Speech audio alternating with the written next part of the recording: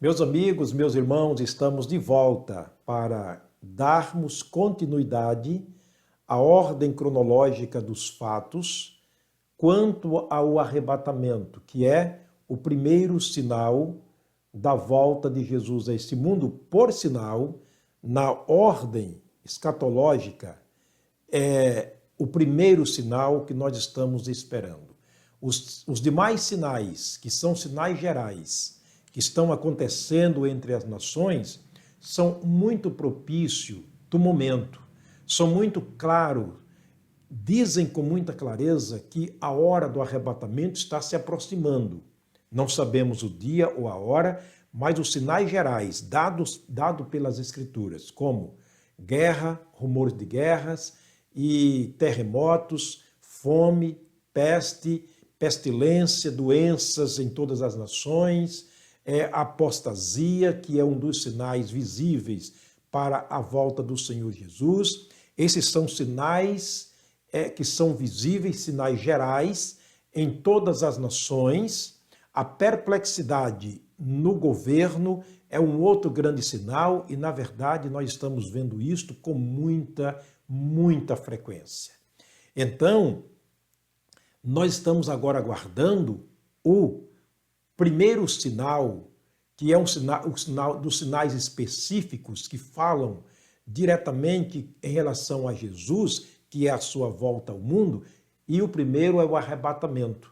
Nós estamos vendo aqui a ordem escatológica dos fatos. Primeiro, a revelação dele, vindo ao mundo e fazendo, ou seja, trazendo o arrebatamento dos salvos. Mas dentro deste arrebatamento, desse primeiro sinal, eu disse na mensagem anterior que existe uma ordem cronológica dos fatos. A Bíblia não é um livro de confusão. Não. A Bíblia é um livro de ordem e decência. Portanto, toda decência e toda ordem nós encontramos na palavra de Deus. Estamos aqui tentando ordenar, ordenar numa ordem cronológica todos os fatos que envolvem o arrebatamento. Eu quero ler mais uma vez a primeira carta de Paulo aos Tessalonicenses, o capítulo 4. Nós estamos ainda nesse texto, quero voltar a ler o versículo 17 e agora o versículo 18. Diz o seguinte, versículo 17: Depois nós, os que ficarmos vivos, seremos arrebatados juntamente com eles nas nuvens, a encontrar o Senhor nos ares, assim estaremos para sempre com o Senhor. Observa algo importante, que o que Paulo está dizendo aqui, ele está incluindo nesse texto dois acontecimentos. Dois acontecimentos dentro do âmbito do arrebatamento. Vamos orar mais uma vez. Senhor, nosso Deus e nosso eterno Pai, como é bom termos a Tua palavra, como é bom poder ler a Tua palavra, como é bom, ó Deus, examinar a Tua palavra, como é bom saber que o Espírito Santo fala conosco através da Tua palavra. Deus, neste momento nós estamos usando a Tua palavra para descrever, para falar, revelar aquilo que até o momento, quem sabe, tinha sido um segredo para muitas pessoas. Ajuda-me, ó Deus, como instrumento do Senhor, ajuda o meu irmão, ao meu amigo, a compreender juntamente comigo estes assuntos tão importantes para os últimos dias e acreditamos que nós estamos vivendo os últimos dias dos últimos tempos. Dá-nos a Tua graça, engrandece, glorifica, enaltece o Teu nome através deste momento, através da Tua palavra, no nome de Jesus. Amém. Depois nós, os vivos que ficarmos, seremos arrebatados juntamente com Ele em nuvens e estaremos para sempre com o Senhor. Na mensagem anterior falamos sobre o arrebatamento, ou seja, sobre a revelação de Jesus, vindo para no arrebatamento, Ele fazer duas coisas fundamentais. Duas coisas fundamentais acontecerão conosco. Ele diz: nós, os vivos que ficarmos, seremos arrebatados. Mas entre uma coisa e outra, aqui sutilmente, sem ler outros textos bíblicos, nós não poderíamos entendermos o que está inserido neste arrependimento. Como, ou seja, o arrebatamento. Como seremos arrebatados? Com que corpo seremos arrebatados? Da maneira que estamos? Mas e os que morreram em Cristo? Não haverá uma ressurreição? Portanto, nas mensagens anteriores, nós falamos sobre a ressurreição dos salvos. Os corpos dos salvos serão ressuscitados. Esse é o primeiro acontecimento na ordem escatológica. Ok? A revelação do Senhor Jesus, a voz do arcanjo, a trombeta de Deus, e Jesus voltará para nos buscar. Em seguida, os corpos de todos os salvos, de todos os tempos, de todas as épocas, todos os povos, tribos e nações serão ressuscitados. Eles levantarão da terra. Então, neste momento, haverá algo importantíssimo que você e eu não poderíamos entender se caso nós não tivéssemos a palavra de Deus mais uma vez aberta, lida e comparada, fazendo uma concordância e vendo os detalhes de cada texto. Como será que vai ressuscitar os mortos que morreram em Cristo? Aqueles que foram convocados, que estão sendo convocados a comparecerem no primeiro encontro com Ele por ocasião da morte, repito, a morte é apenas uma convocação de Deus para o primeiro encontro e a primeira reunião com Ele na glória. Como será que esses corpos irão ressuscitarem? Como? Se você tiver essa pergunta, eu estou aqui apenas repetindo a pergunta para que você possa formular também aí na sua mente, e quem sabe essa também é a sua pergunta, porque Paulo, escrevendo uma outra carta a uma outra igreja, ele explicou detalhadamente sobre isto. Convido você, em casa, por favor, leia na sua Bíblia, na primeira carta de Paulo aos Coríntios. Ele escreveu 2 cartas aos Coríntios. Primeira carta e segunda carta, ou epístola, conforme esteja escrito na sua Bíblia. Não importa, carta ou epístola, a mesma coisa, refere-se à palavra. Portanto, palavra escrita. Portanto, ele escreveu na primeira carta, ele usou o capítulo 15, 58 versículos, só para falar sobre a ressurreição dos salvos. Não é interessante? Portanto, lendo um texto isolado como 1 Tessalonicenses 4,17, você não poderia e eu entendermos o que significa a ressurreição dos mortos. Se está morto, se já foi decomposto pela terra, o corpo desfeito pela terra, como é que esse corpo vai ressuscitar? Bens, vamos ver o que Paulo disse? Parece que ele entendia a nossa indagação e a nossa pergunta, e ele antecipou na escrita aos Coríntios, no capítulo 15, versículo 35, a pergunta.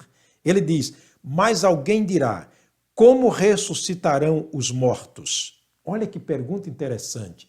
Ele está aqui, por assim dizer, fomentando a nossa vontade de saber e talvez não temos a coragem de perguntar ou pesquisar. Então ele começa antecipando para nós. Mas alguém dirá, como ressuscitarão os mortos? E com que corpo virão?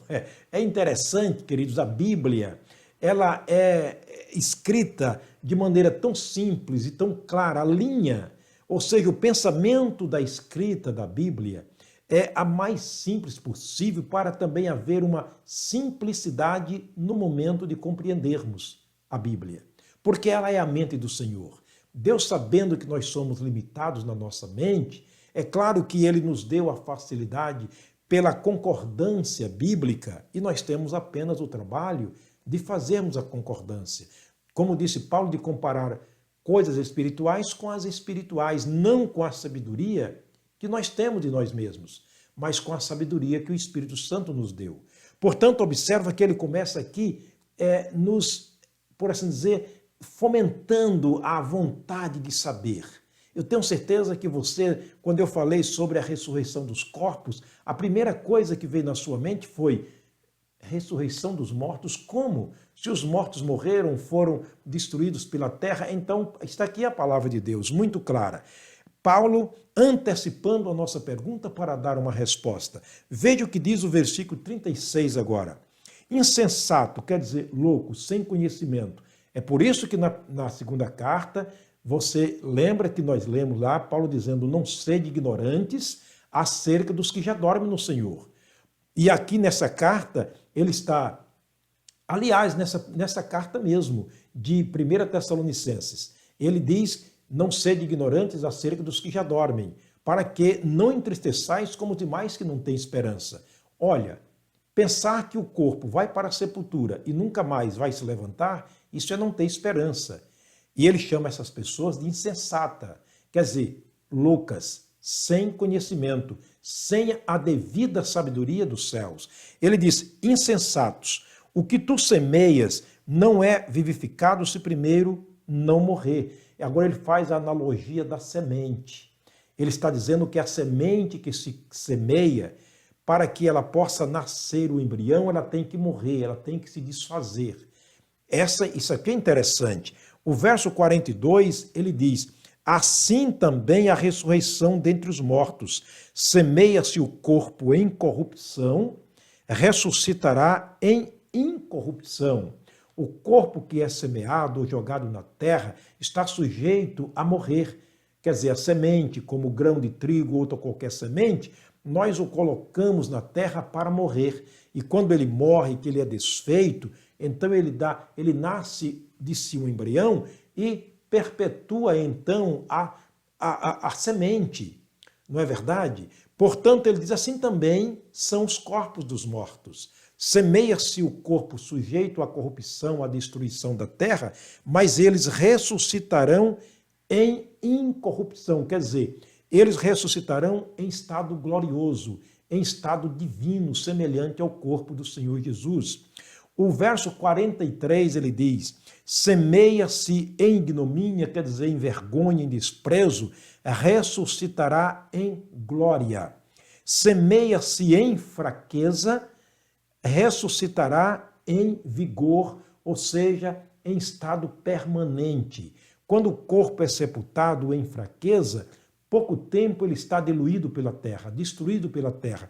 Mas quando ele levanta em vigor, ele levanta numa substância permanente, como a semente. Você planta o feijão, nasce o feijão, e ele dá um outro feijão novo, e nós chamamos todo ano de feijão novo. Na verdade, é o mesmo feijão.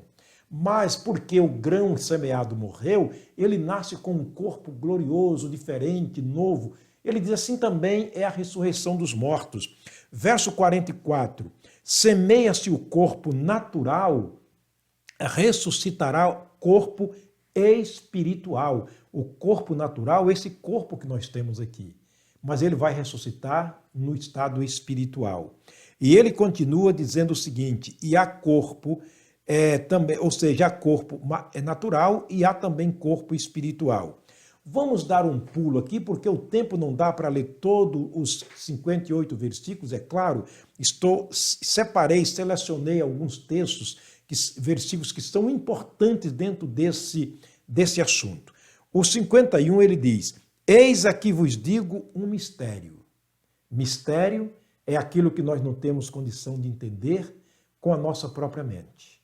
Aquilo que você pode ver, visualizar, até apalpar, mas você não entende. Eis aqui vos digo um mistério. Na verdade, nem todos dormiremos, nem todos morreremos, mas todos seremos transformados. Observa que um terceiro acontecimento dentro da ordem escatológica dos fatos é a transformação. É interessante, dos vivos. A ressurreição dos mortos é um novo corpo glorioso, mas também a ressurreição, ou seja, a transformação dos vivos para serem semelhantes ao corpo de Jesus.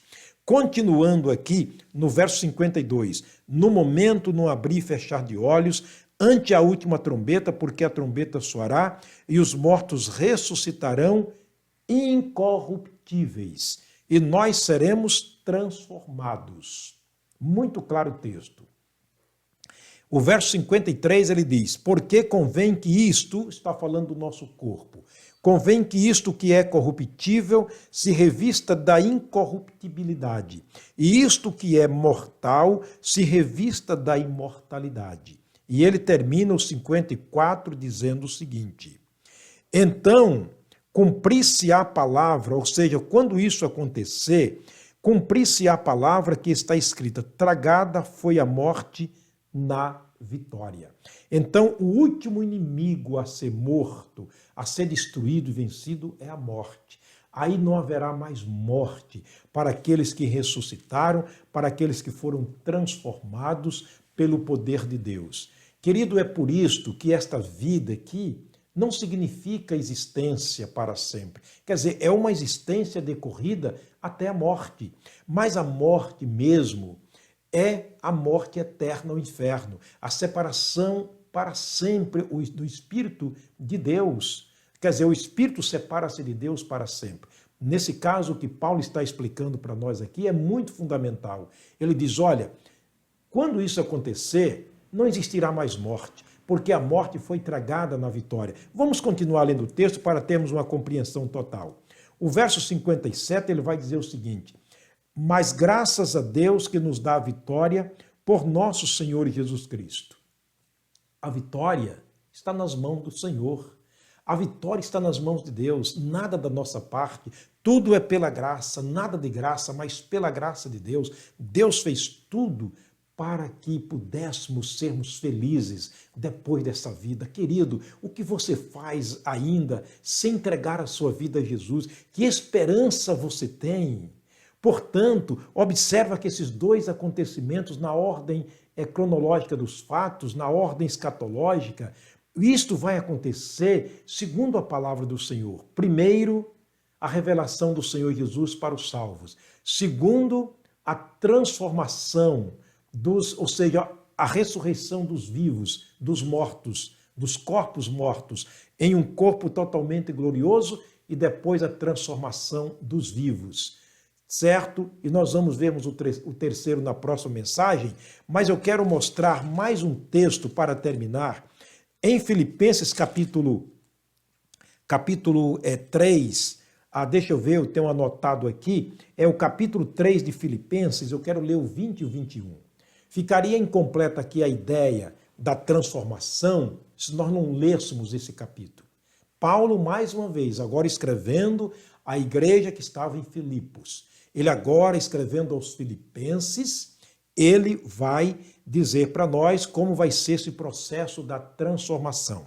Capítulo 3, versículo 20 e 21, observa o que ele diz.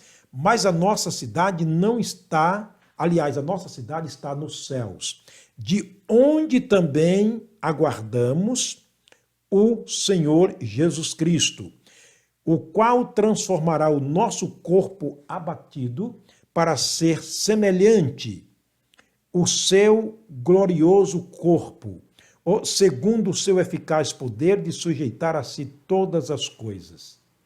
Que teologia linda, maravilhosa, espiritual, esta que o apóstolo Paulo traz para nós, completando aqui o assunto ressurreição dos mortos e a maneira como eles vão ressuscitar. A transformação dos vivos, como eles serão transformados.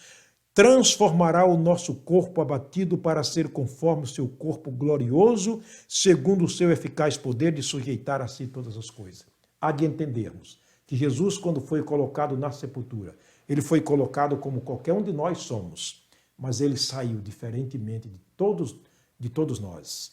Ele saiu dali num corpo glorioso. Ele podia entrar numa casa com as portas fechadas. Ele podia aproximar-se de alguém sem que alguém o percebesse. Ele agora ressuscitou em espírito. Portanto, o nosso corpo será também transformado semelhante ao corpo de Jesus. Porque ainda na carta de Paulo, você vai ler lá no capítulo 15, o texto que estamos lendo, que carne e sangue não pode herdar o reino de Deus. Portanto, é necessário que haja uma transformação.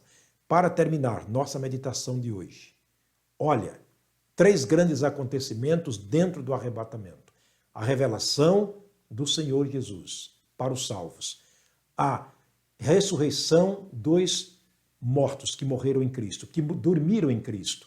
E, em terceiro lugar, a transformação dos que estão vivos. Aí virá então o 4º acontecimento, que nós veremos na próxima mensagem, se o Senhor permitir e se Ele não voltar no arrebatamento antes de poder pregarmos a próxima mensagem. Querido, abre o teu coração para Jesus. Tenha esperança. Esperança somente, exclusivamente no Senhor Jesus. Fora de Jesus não há esperança. Abre o teu coração agora. Recebe Jesus como teu Senhor e Salvador. E o teu nome será escrito no livro da vida e por ocasião do arrebatamento você estará seguro. Você será arrebatado ou ressuscitado, transformado num corpo glorioso para estar na presença do Senhor. Até a próxima mensagem. Obrigado pela sua participação. Um forte abraço. O Senhor te abençoe.